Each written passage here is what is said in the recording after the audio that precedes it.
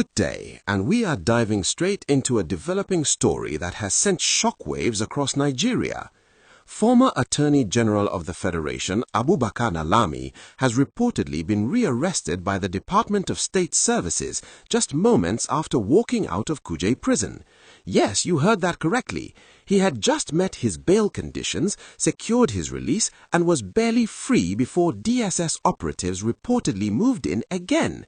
This dramatic turn of events has left Nigerians stunned and eager to understand what is really happening.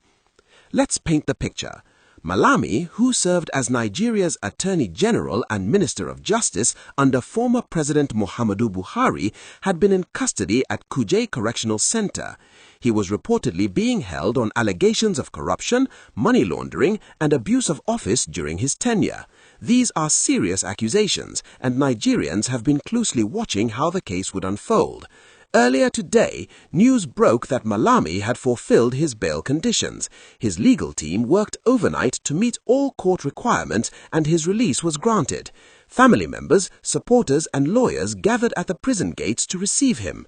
Cameras flashed, emotions ran high, and there was visible relief as it appeared the former Attorney General would finally return home to prepare his defense. But just when it seemed the chapter had turned, another unexpected development occurred. According to eyewitness reports, within minutes of leaving the prison, Malami's convoy was intercepted by DSS operatives. Vehicles reportedly blocked the road, armed officers stepped out, and Malami was escorted into a DSS vehicle. His lawyers immediately protested, demanding to know the grounds for his renewed detention. The DSS, however, did not issue any immediate public explanation, leaving Nigerians confused and asking one critical question: what exactly is going on? Sources close to the investigation claim the DSS uncovered fresh evidence linking Malami to additional financial crimes not included in the original charges. These reportedly involve offshore accounts, undeclared assets, and questionable financial transactions that allegedly took place during his time in office. While these claims have not yet been publicly substantiated in court, they have fueled speculation about the motives behind the rearrest.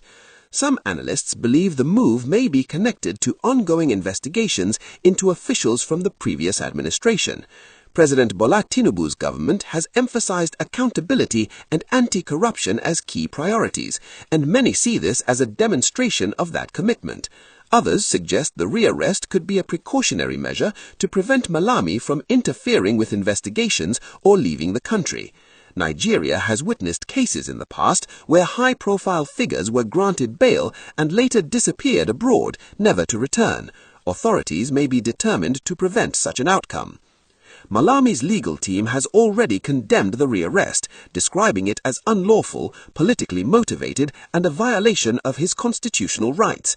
They argue that their client fully complied with all bail conditions and that any new allegations should have been presented before a court rather than resulting in immediate detention. According to them, the rule of law requires that even serious accusations must follow due legal process. The lawyers have announced plans to file an urgent application in court, seeking Malami's immediate release and challenging the legality of the DSS action. They insist that security agencies must operate within the boundaries of the law and that no individual, regardless of their past role or current status, should be subjected to arbitrary detention. Public reaction has been sharply divided. On social media, many Nigerians are applauding the DSS, arguing that no one should be above the law. They see the rearrest as proof that the government is serious about tackling corruption and holding powerful individuals accountable. For this group, the incident represents a turning point in Nigeria's long struggle against elite impunity. However, critics are raising serious concerns about due process and the potential abuse of power. They argue that while fighting corruption is essential, it must be done within the framework of the law. Arresting someone immediately after bail without clear public explanation or court involvement risks undermining public trust in the justice system and sets a troubling precedent. Civil society organizations and human rights groups have also weighed in. Some are calling on the DSS to be transparent and clearly state the reasons for Malami's rearrest. Others emphasize the importance of protecting his rights and ensuring that legal procedures are strictly followed. They remind Nigerians that everyone is innocent until proven guilty, and that public opinion should not replace fair and impartial legal proceedings. What makes this case particularly striking is Malami's former position. As Attorney General of the Federation, he was the country's chief law officer, tasked with upholding justice, interpreting the law, and advising the president on critical legal matters. He played a central role in major legal and political decisions during the Buhari administration. Now, to see him facing serious allegations and detention is a dramatic reversal that many Nigerians find both shocking and, to some extent, reflective of the complex nature of Nigerian politics.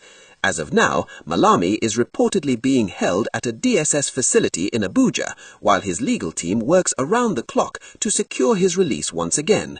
The case is expected to return to court soon, and legal experts predict a prolonged legal battle. With multiple investigations, political implications, and public interest involved, this is not a matter that will be resolved quickly.